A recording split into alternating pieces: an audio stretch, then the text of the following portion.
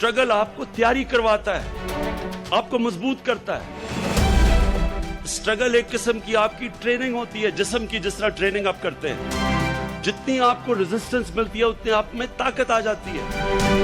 आप फिर घबराते नहीं हैं, आप समझते हैं कि जिंदगी में अच्छे बुरे वक्त आएंगे। स्ट्रगल मुसलसल चलती है।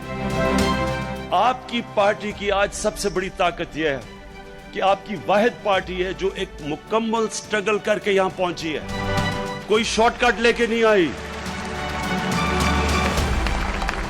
किसी जनरल जलानी ने उठा के ऊपर नहीं बिठा दिया, या कोई का एक खत दिखा के जी मुझे विरासत में मिल गई। पॉलिटिकल पार्टी नहीं मिली, एक मेहनत करके हम यहां पहुंचे हैं। और क्योंकि हम मेहनत करके पहुंचे हैं, हम ही ये अब सब इत्मीनान अपने अंदर कर लें कि यही पार्टी है जो इंशाअल्लाह पाकिस्तान को इस बुरान से निकालेगी।